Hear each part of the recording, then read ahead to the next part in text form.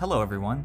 Today I'll be giving my review of Batman the Ride, a 1992 B&M inverted roller coaster. This ride has been cloned at many other parks in the chain, but today I'll be focusing on the very first one, which is located at Six Flags Great America in Gurnee, Illinois. Batman the Ride was the very first invert, meaning this was the first time riders were positioned beneath the track with the ability to go upside down. It has since been classified as a landmark by the American Coaster Enthusiast, or ACE, organization. So yeah, Batman is pretty special and historically significant. I haven't been on any of the clones yet, and I've heard the one at Six Flags over Georgia runs the best and is the most intense, but I've also heard many say the original is one of the best as well. In my opinion, it's one of the best rides in this park, and is on par with, if not better than, some of the newest rides as well. Let's get into it. Batman features one of my favorite queue line experiences at Great America. You could argue that the related ride, the Dark Knight coaster, has better queue theming, but I'm partial to this queue line. The outdoor area is themed to Gotham City Park, and while this area looks pretty good, the indoor portion is what I really enjoy. The tunnels to the station feature eerie red lighting and the sound of dripping water to emulate the sewers. It's not the most advanced theming out there, but it does provide a unique atmosphere. The station looks awesome with a big Batman logo hovering over the train and some colorful mood lighting. The walls have a texture of a cave, and there are some fog machines as well. The restraints on the trains, while they occasionally provide a little bit of headbanging, are far more comfortable than the vest restraints on X-Flight and Wrath of Rakshasa. You don't get that claustrophobic sense of tightness. You immediately ascend the lift to a height of 100 feet. There's a small pre-drop section before the real drop, and I like the little bit of extra tug this provides. It's similar to the one on Raging Bull, although not quite as powerful. The drop is curved at a pretty standard angle for a B&M invert, and it's only about 84 feet down. But this ride isn't really focused on airtime. The elements that come next are what really sell this coaster.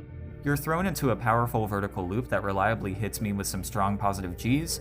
Next, there's a really whippy zero-G roll, a personal favorite moment of mine on the ride. It really feels like it's trying to toss you off the train. Following this is another powerful vertical loop that sometimes feels even more powerful than the first. There's an upward helix after this that's one of the most intense parts. I usually feel some pins and needles in my feet due to the forces. For a brief moment, you can catch your breath during the slow turn to the right, only to be thrown into a super whippy corkscrew that again tries to eject you from the train. Another corkscrew quickly follows, and at this point, I'm not tired of the whip these inversions provide. After this, you coast relatively smoothly into the brakes. In total, there are 5 inversions, all of which I'm a fan of.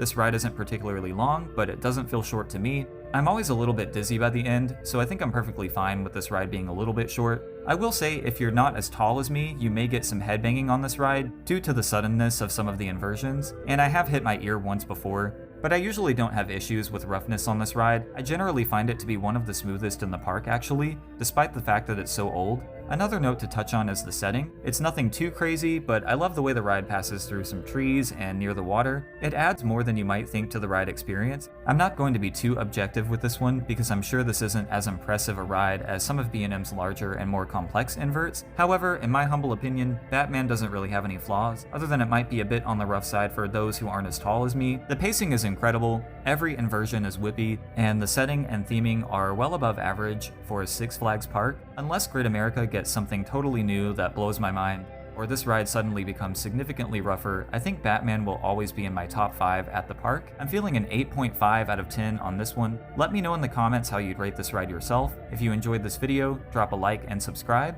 as it helps me in my mission to get on more rides and create more content like this. Thanks for watching.